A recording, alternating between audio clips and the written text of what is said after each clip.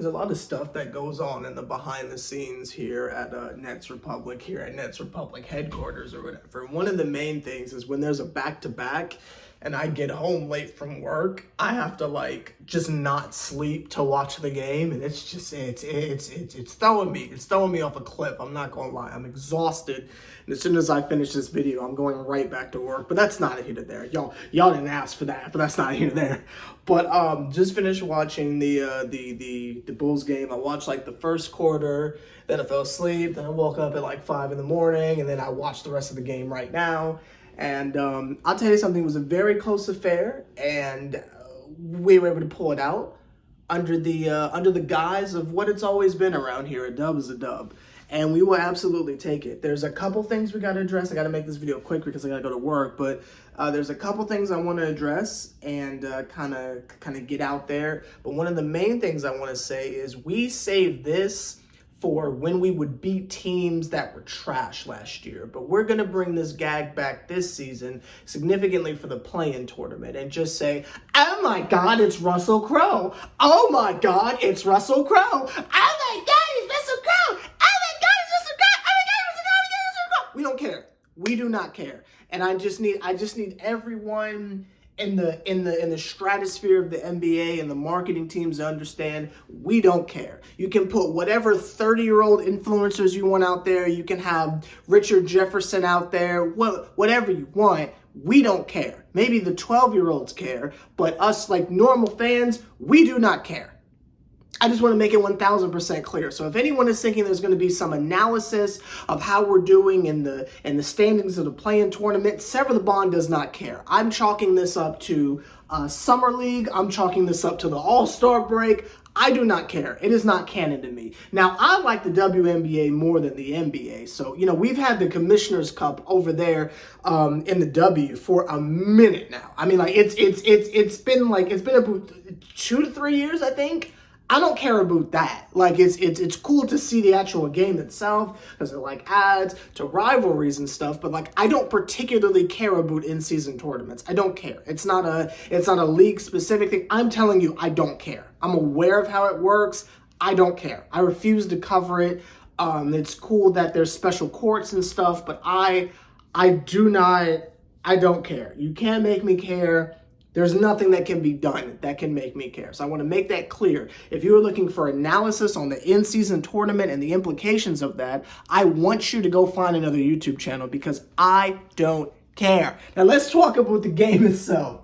The game was really competitive, held my attention, but this is the main takeaway I'm taking from this. Now, I don't consider this a edition of the Sever Was Wrong Chronicles, which, I mean, I guess you can if you want, but they weren't playing like this in the beginning of the season. They weren't playing like this in the preseason. What they are doing is, it's finally clicking. What Jacques Vaughn has been preaching and freestyling and rapping, I mean, he should have been with the Roots and LL Cool J, but what Jacques Vaughn has been preaching for the last year and a half, and a little bit of what he was preaching in the bubble, is starting to come true. The idea that everyone just buys in to winning by any means. He has completely done away with any ISO. He doesn't draw plays. I mean, there's clearly options that are being run within the offense, but there's no plays. But it's like a free-flowing method, if that makes sense. It's like push the pace, whoever has the best shot, take it and go. The floor is super spaced. I don't know how they do that with Ben, but like the floor is super spaced. It's incredible to watch. I mean, there are no egos. Nobody seems to care who's scoring what. I'm coming away from games not even aware of who has the highest score. Like, this is a completely different experience. And again, I know y'all hate it when I bring this up, but like the Hawks are doing the same thing. So it's like watching this on the Nets is like, oh my God, Jacques Vaughn did it. I mean, he literally did it. That philosophy of just take a bunch of role players and everybody just do your job and we'll win games, That's the stuff that wins championships. Now, I'm not saying the Nets are going to win a championship. I'm simply saying this is championship basketball at its finest. This is just how the league works.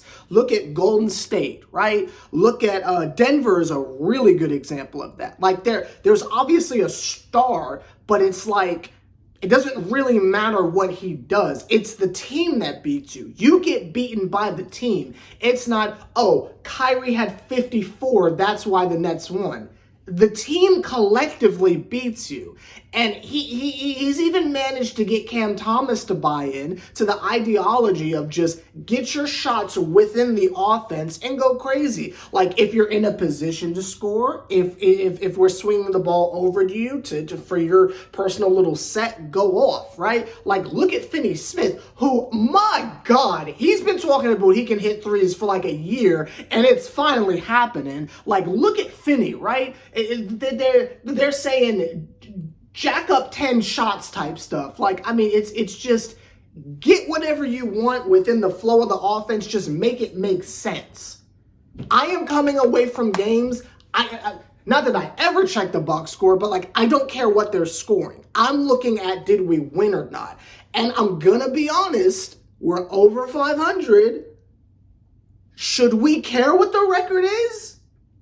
Because team ball like this is what wins championships. And we already have capable scorers, who are capable of going off if need be. Like if the shot clock is going down and we haven't found whatever the right set is or whatever Jacques is preaching, they just give it to Cam, give it to Mikal, or give it to Finney for the kick out or something like that. I mean, it's crazy. And Dorian Finney-Smith is getting shots off the dribble now. I mean, it's night and day. And Ben Simmons is playing his tail off. I mean, he might have some stupid fouls every now and again, but he is playing his tail off. The screens, the hustle, the passing, the awareness. He's not bricking near as many layups as he used to. I mean, he's playing incredible. Everyone has bought into whatever Jacques Vaughn is cooking, and it is looking spectacular. And I'm telling y'all, Claxton ain't even out there. It is a situation where I can't even predict what our ceiling is because they are that good right now. And maybe some of y'all don't see, well, I'm sure a lot of y'all do see it, but maybe I'm just late on the train. But the way they're playing, this is how you win championships. When it's just you have a star player and everyone else is just in line, it's like, it's cool, but that can only take you so far. Because what happens if the star is off, right? You get an example of like what happened with Harden on the Rockets or whatever when Chris Paul went down or whatever. It's just if James Harden can't hit a shot and everyone else is just a shooter, you're out of rhythm, you're screwed, right? But with what the Nets are running right now, as long as everyone and they've acquired a gauntlet of individuals who are already role players. So no one's gonna like step out of their zone and be like, no, it's hero time. No Ben Simmons pun, but it's like, and that was a Ben 10 joke, but that's not neither there. Like maybe they might have to worry about that with Spencer Dinwiddie, but like even he's not on that type of time. Everyone understands that you just play within our little system and you probably win the game. Through hustle, through grit, through aggression, through the 50-50 balls, like through all that shenanigans. And this crap, and I'm sorry, but it is, this crap of just like philosophical cliches is working. They have bought into this crap and it's working. And I just gotta say, shout out to Jacques Vaughn. Shout out to Sean Marks for acquiring the talent of a bunch of people with no egos whatsoever. And they legitimately like each other. Not like, oh, this is my favorite player, I want to hang out with him. No, they legitimately like each other. They're like dancing on the sidelines during the. I'm watching on League Pass, so like it doesn't go to commercial. When it goes to commercial break, they just show a feed of the court, right? I don't see commercials. So I'm like watching them dancing on the sideline to whatever the arena's playing or whatever. They're messing with Benny the Bull and stuff. Like I'm telling you, they legitimately like each other. That's the chemistry. They play defense. That's the defense. There's no hero ball. That's the ball movement. Y'all, that's the formula for a champion. My God. Now, I'm not saying we're winning a championship. I am simply saying I have no idea what the ceiling is for this team. They won, if I didn't already make that clear. This is a 3-game winning streak. A dub is a dub. Doesn't matter how we got it. Doesn't matter how close it was. It doesn't matter that Ben Simmons literally tapped the ball back to Zach LaVine. We're going to ignore all that because they won.